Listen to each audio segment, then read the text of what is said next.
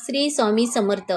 नमस्कार सखीनो, माझ्या अन्नपूर्णा या चॅनलवर तुमचे स्वागत आहे. माघ महिन्यातील पंचमीला देवी सरस्वती पृथ्वी तलावर अवतरली. यामुळे माघ महिन्यातील पंचमी सरस्वतीच्या नावाने साजरी केली जाते.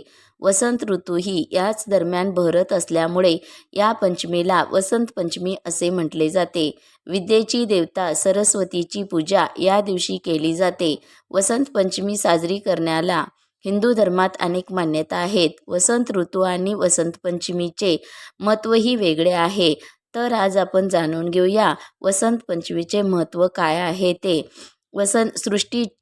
सृष्टीचे निर्माणकर्ता ब्रह्मदेवानी जेव्हा जीव आणि मनुष्याची रचना केली, मात्र निर्माण केलेल्या सृष्टीकडे पाहिल्यावर ती निस्तेज असल्याचे त्यांना जाणवले. वातावरण अतिशय शांत होते. त्यात कुठलाही आवाज वा वाणी नव्हती. यामुळे ब्रह्मदेव उदास आणि निराश झाले. विष्णुदेवाच्या आज्ञेवरून ब्रह्मदेवाने आपल्या कमंडलातील पाणी पृथ्वीवर शिंपडले. पृथ्वीवर पडलेल्या त्या पाण्यामुळे पृथ्वी कंप पावली आणि एक अद्भुत शक्तीच्या रूपात चतुर्भुजी सुंदर स्त्री प्रकट झाली. त्या देवीच्या एका हातात वीणा, दुसऱ्या हातावर मुद्रेत आणि इतर 2 हातात पुस्तके आणि माळ होती. ब्रह्मदेवाने त्या स्त्रीला वीणा वाजवण्याचा आग्रह केला.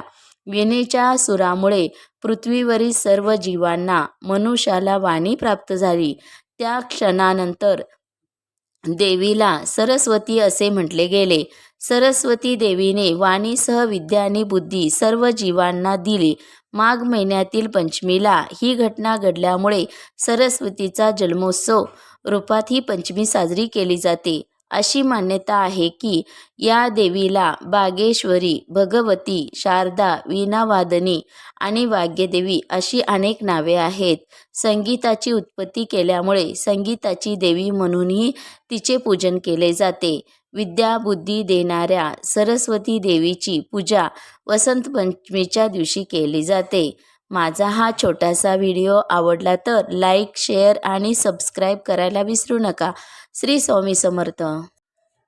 माझ्या चॅनलला लाईक, शेअर आणि सबस्क्राईब करायला विसरू नका.